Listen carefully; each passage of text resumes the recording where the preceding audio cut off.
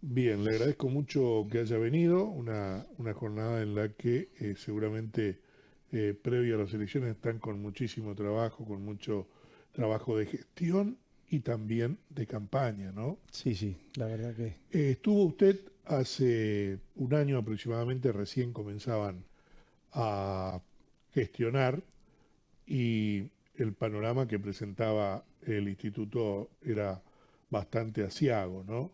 Hoy a casi 17 meses de gestión, ¿cómo están las cosas?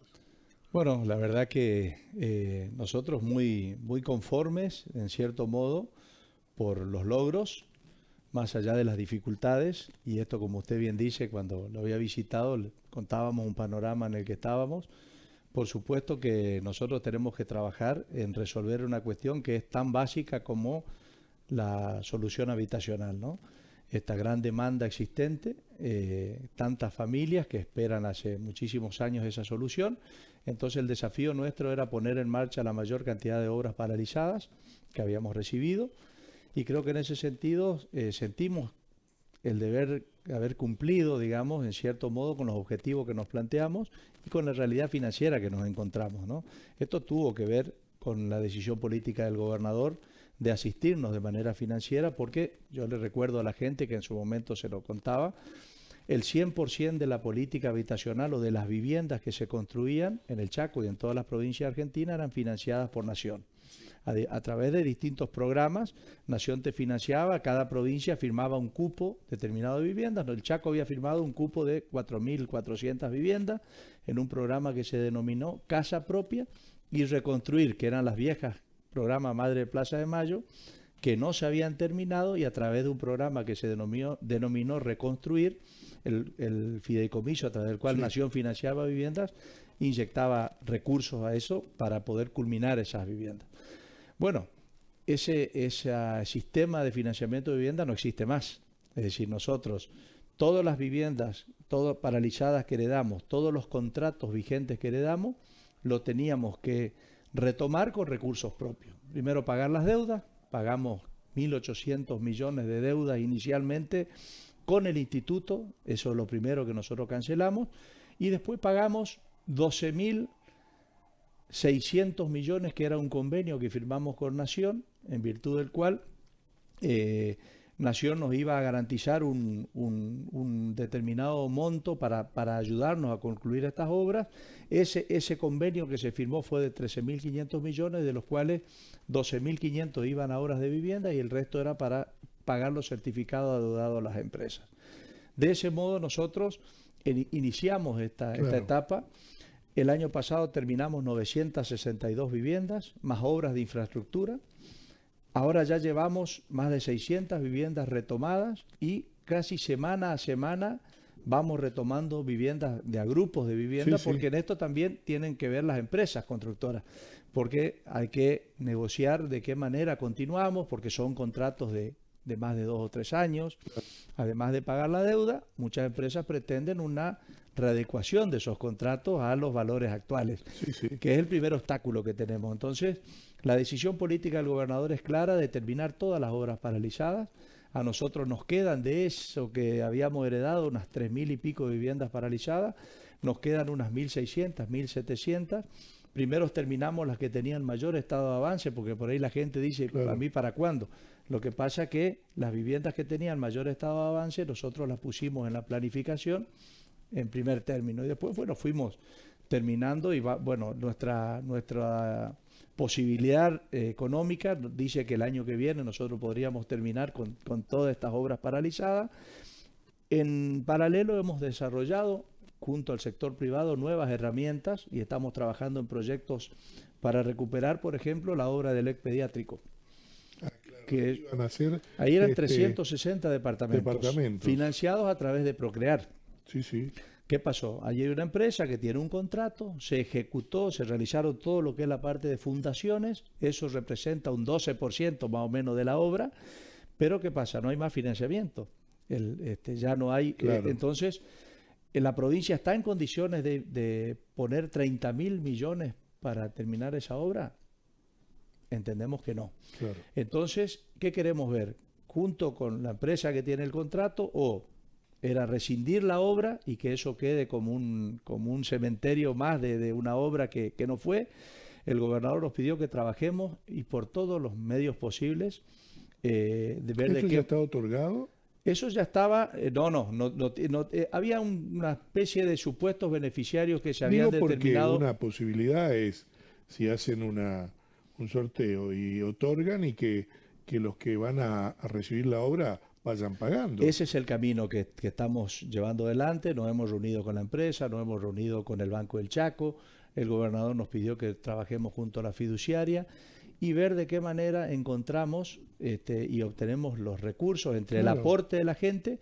Y yo estoy convencido que en pocos meses, en muy poco tiempo, vamos a estar en condiciones de hacer algún tipo de anuncio respecto a esa obra, porque además son, está en el corazón de la ciudad. sí, sí, son 4 edificios, ¿no? Eran 4 edificios, la idea es ver de qué manera.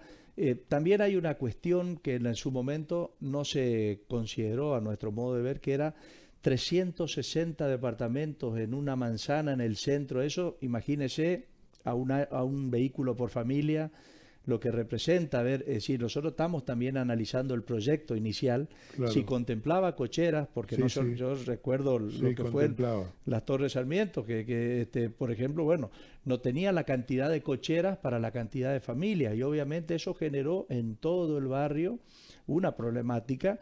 Sí, Después, adecuar la infraestructura a lo que es cloaca, lo que es agua, servicio de agua, luz, servicio de luz. Eso requiere una obra en paralela. paralela que también demanda muchos recursos, Sí, sí, sí, muchísimos sí, recursos.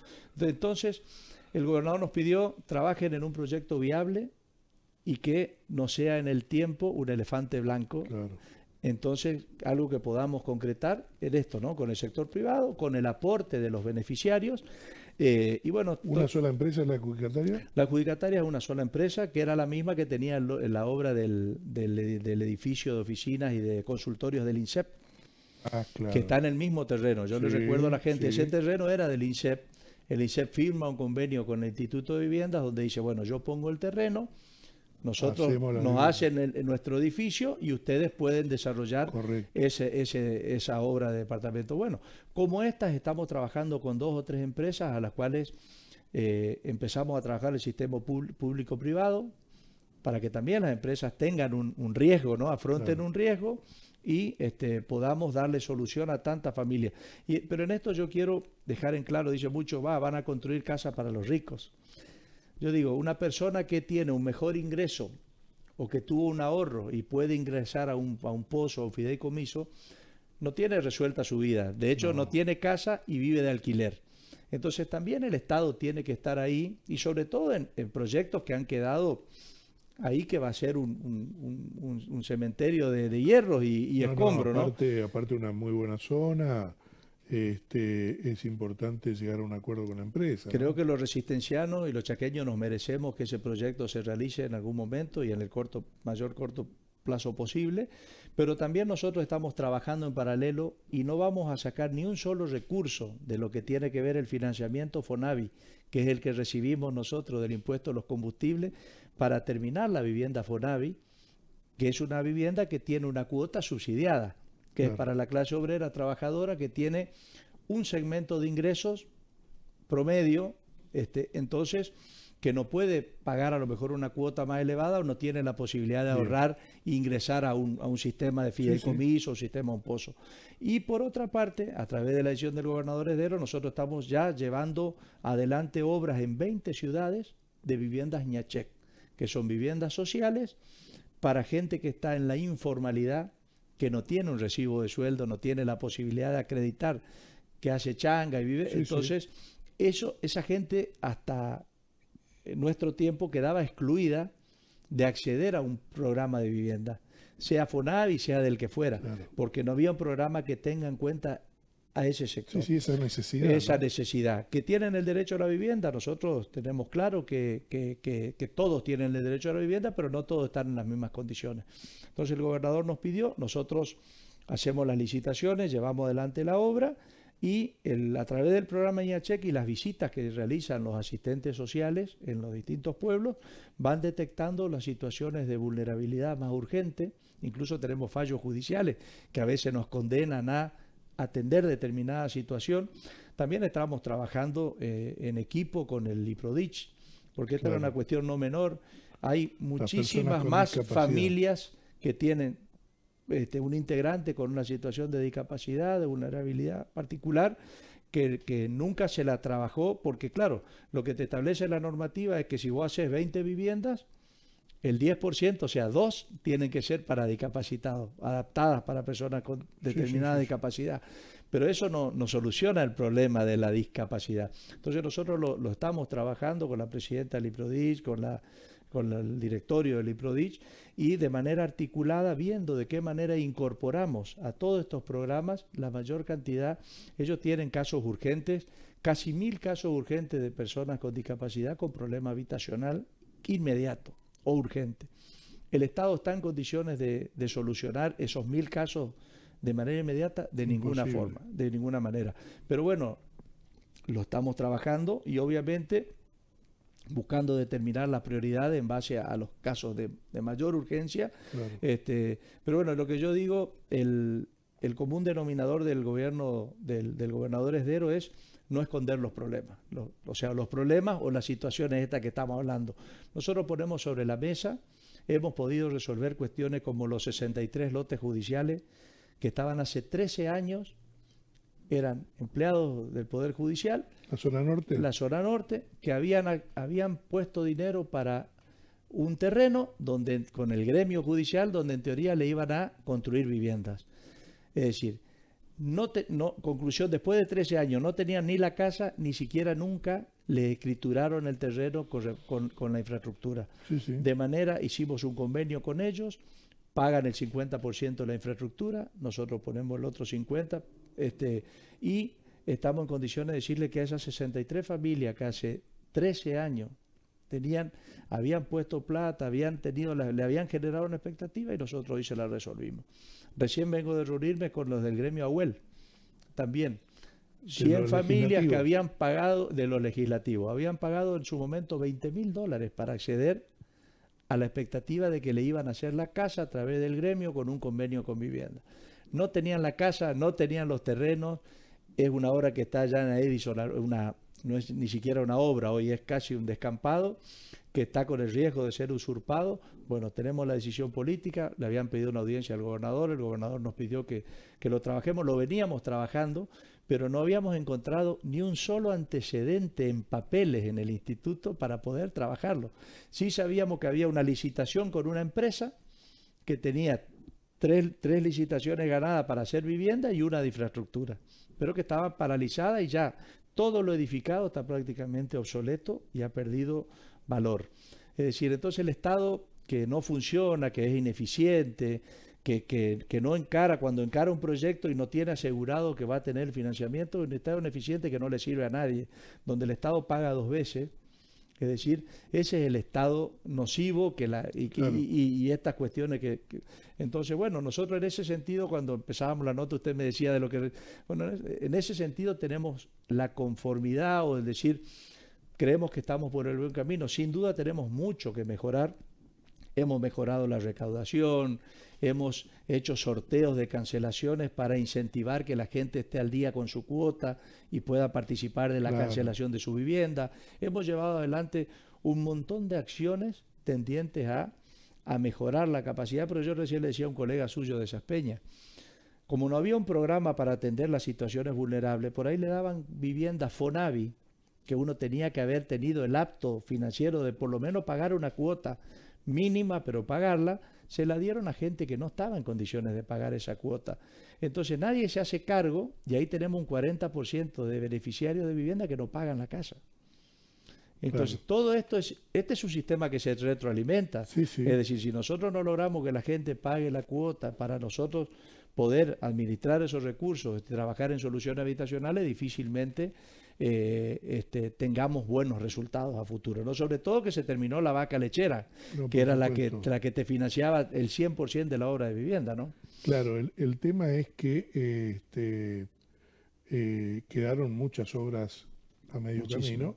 muchísimo. Es una pena verdaderamente que este gobierno nacional haya decidido terminar con la obra pública porque eso generó el Chaco, la el gremio de la construcción ha llegado a tener 12.000 trabajadores registrados. Hoy no llegan a 1.000. Es una fuente de trabajo y la construcción es un gremio que genera un muy buen plus en cuanto a todo lo que abarca, ¿no? Esto es lo importante. Además del programa Ñachec, ¿están con algún otro programa en el instituto? Nosotros recuperamos el sistema de crédito, que era el sistema para ampliación o refacción de vivienda. En su momento el instituto tenía también el crédito individual de construcción de vivienda, Sí, que nosotros estamos trabajando para dotarlo de recursos y fondos para no solamente sortear cupos de créditos de refacción y ampliación, que eran de 4, 7 y 10 millones de pesos. Sorteamos el año pasado el primer cupo y ahora en el próximo mes estaremos haciendo un nuevo sorteo, porque queremos que sea transparente. Es decir, cuando la sábana es corta, pero que todo el mundo ve claro. que se lo hace de manera transparente, creo que en ese sentido hemos recobrado la confianza de la gente en el Instituto de Vivienda. Nos falta ese plus de lograr un crédito con un mayor recurso para que la gente pueda, aquellos que tengan el terreno, puedan construir su vivienda A eso como me en iba a su momento, referir. cuando en su momento había, esto hasta el Sí, sí, 2017 teníamos. a eso me iba a referir. Hay muchas personas o familias que tienen el terreno y que lamentablemente no pueden iniciar la construcción. Y porque además, si usted figura como propietario de un terreno, ya queda excluido de acceder a cualquier sistema de vivienda que construya el Instituto de Vivienda, porque por normativa nosotros pedimos un informe en registro de la propiedad y a catastro municipal, y el hecho de que usted haya adquirido un terreno porque no le dio, Sí, no sí. le dio el cuero, como quieren decir, para la casa, queda excluido. Entonces, ¿qué solución nosotros le damos a la gente que pudo comprarse el terrenito? Es decir, no puedo vender tu terreno para ver si en algún momento te toca una casa o un departamento. No, también tenemos y estamos trabajando para eso. Lo que pasa que este sistema, como le dije, es un sistema también que se retroalimenta. Nosotros dispusimos 3.400 millones para estos créditos en 2 etapas de sorteo, y para un monto razonable de construcción de vivienda, el crédito tiene que estar por lo menos en los 25, 30 millones Ah, para empezar a hablar en una casa, un prototipo base, ¿no? En ese sentido estamos trabajando, hay gremios, hay sectores que se están interiorizando de qué manera. Estamos desarrollando un sistema de ahorro previo que también requiere de un ingreso, sí, sí. pero la posibilidad de ir concretando a grupos de 20, de 30 beneficiarios de este sistema de ahorro previo como un sistema de auto, digamos, ¿no? De los planes de Sí, auto. sí. Entonces, cada 4 o 6 meses nosotros vamos entregando un grupito de vivienda, y la gente que puso en ese pozo empieza a pagar una vez que le entregan la casa. Entonces, a partir de ahí hacemos una cadena de pago, de flujo, con el aporte inicial de los 20, 30 o 40, nosotros iniciamos la obra. Y después pactamos una Bien. entrega. La verdad que está interesante, es un sistema novedoso, que la situación esta de Sí, sábana sí. corta nos llevó a esto que nos pidió el gobernador, a desarrollar distintas alternativas. Y bueno, esto ya está escrito, está elaborado, ya es una normativa del instituto. Ahora estamos buscando pequeños grupos que se interioricen en ver de qué manera llevamos adelante. Hay empresas que vinieron a decirnos: nosotros tenemos un terreno, tengo este proyecto, lo estamos ayudando, intercambiamos opiniones respecto al perfil de las construcciones, las calidades, pues nosotros no podemos financiar lujo. Claro. Tenemos que financiar un estándar de construcción, Sí, ¿sí? sí. Obviamente, después el valor agregado que le quiera poner a su terminación Es otra lo cosa. podrá hacer el tiempo, pero nosotros tenemos que garantizar lo básico, ¿no? ¿Encuentran buena recepción en las empresas constructoras? Hay buena recepción con la gran mayoría, no con todas hemos logrado llegar a entendimientos para este reinicio de obra, Sí. ¿no? La iniciativa nuestra fue con todas, decir, bueno, tenemos este contrato, o este contrato lo tenías con Nación en unas condiciones.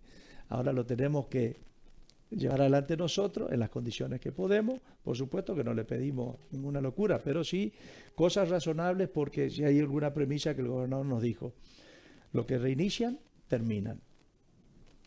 Reiniciar una obra es garantizar que tenemos los recursos y garantizar de saber que la vamos a terminar. Como todas las obras que retomamos a lo largo y a lo ancho de la provincia, nosotros la iniciamos y la terminamos. en las condiciones que corresponden. Por eso, es decir, hay situaciones particulares. El gremio de CGT tiene acá un grupo de 40 viviendas que tenía un convenio firmado. Es una obra que está paralizada, pero bueno, tenemos puntualmente en esa obra, no llegamos todavía a un entendimiento. Digo a modo de ejemplo, ¿no? A veces no es falta de voluntad nuestra, pero también entendemos que del otro lado hay una empresa que tiene sus compromisos, que tiene sus necesidades, y bueno, entenderán que las condiciones no están dadas para que ellos asuman ese costo, ese riesgo de retomar la obra en las condiciones que nosotros podemos pagar. Pero de alguna manera entendemos esto que usted plantea. Toda obra que se reinicia es mano de obra para un chaqueño que está sin trabajo.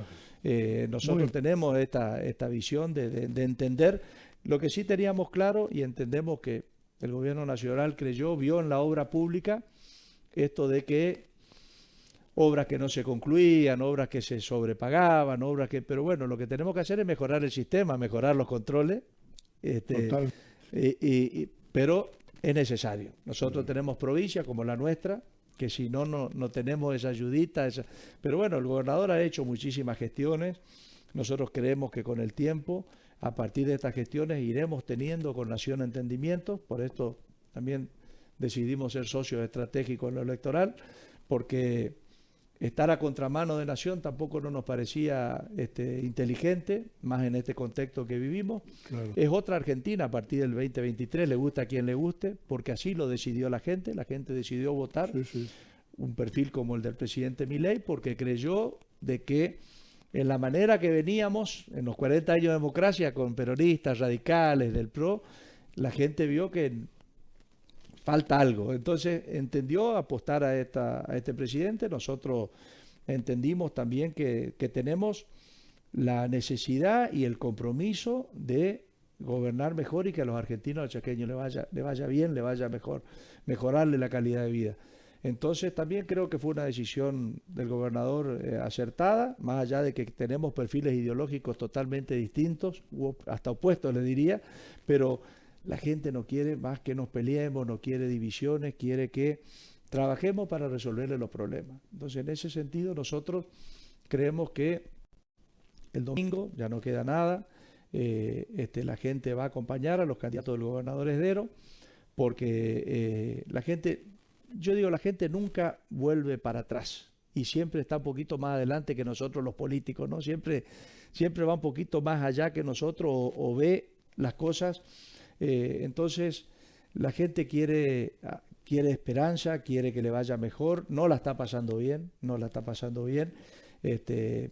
desde las tarifas, desde un montón de situaciones, alquileres, pero bueno, la economía se va a ir equilibrando, eso en mejoría de los argentinos, del bolsillo de todos.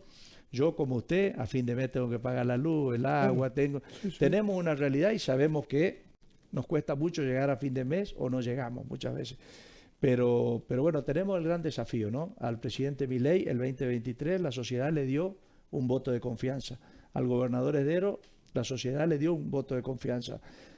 Decidimos aunar esfuerzos para ver si con ese voto de confianza, que es el que nosotros pretendemos que el domingo la sociedad chaqueña le dé al gobernador, votando a su lista de diputados, una lista 100% renovada, la primera vez en la historia que no renueva en los últimos al menos 40 años, que no hay un solo diputado que reelige, ¿no? Sí. Creo que el gobernador ha leído claramente lo que la sociedad hoy nos demanda.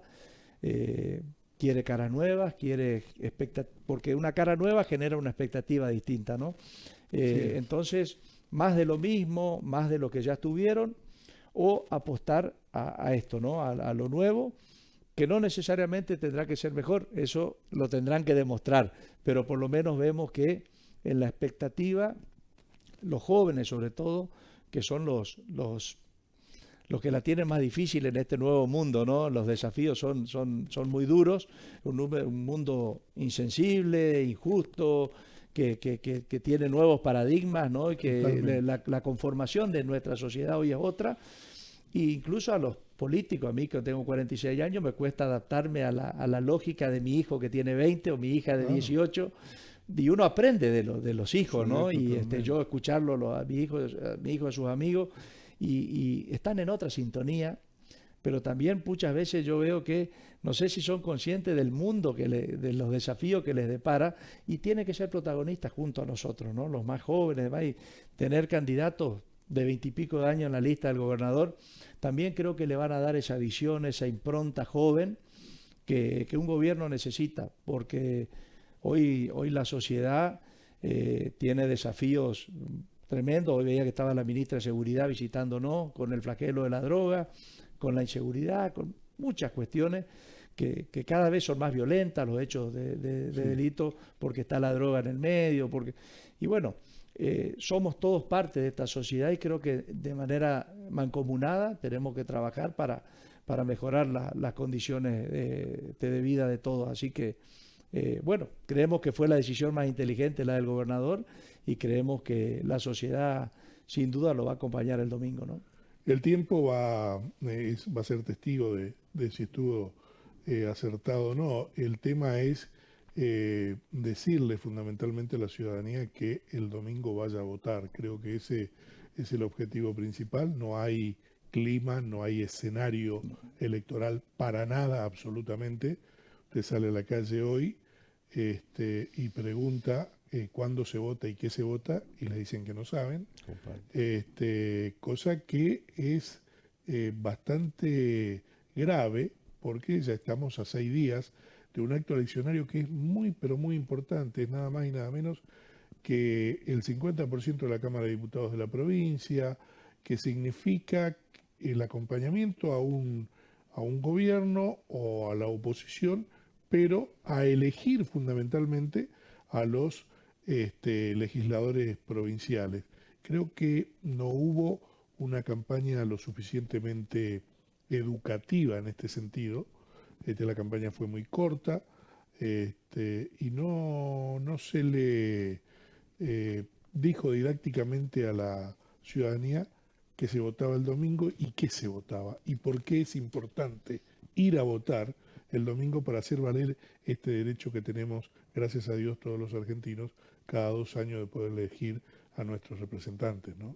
Comparto 100% y adhiero. La verdad que uno nota esa apatía o esa falta de incluso de información en muchos de que se vota. Y es cierto que la gente lo mejor que puede hacer el domingo es participar. Obviamente nosotros pretendemos que nos acompañen, pero bueno, lo importante es que participe, porque en definitiva la Cámara de Diputados de la provincia son donde se discuten los proyectos de ley que pueden llegar a transformar o no la realidad de la gente. Así que yo en ese sentido adhiero a lo que usted decía y bueno, pedir a la gente que vaya a votar y obviamente que acompañe, en mi caso, a la lista del gobernador, porque el gobernador no ha tenido la posibilidad en la Cámara de contar con los números de legisladores necesarios para llevar adelante muchos proyectos que han quedado truncos. Y de hecho esta cuestión, ¿no? ¿Celulares en las cárceles para los presos o no celulares a los presos? Digamos, nosotros entendemos que los celulares en los presos no tienen que tener más que la posibilidad de comunicarse con su familia, que eso está garantizado, pero no tener aparatos tecnológicos dentro de las cárceles para los cuales desde allí perpetrar otros delitos o pergeñar nuevos delitos. Bueno, el ex gobernador Capitanich él y sus diputados consideran que ese es un derecho que tiene que tener la persona privada de su libertad. Para nosotros son claras las diferencias en ese sentido, ¿no? Y esto se dirime ¿a dónde? En la Cámara de Diputados en definitiva, porque el gobernador podrá tener una decisión, mandar una iniciativa, pero si la iniciativa no se concreta, esto no sale, ¿no? Así que pero bueno, es muy cierto lo que usted dice.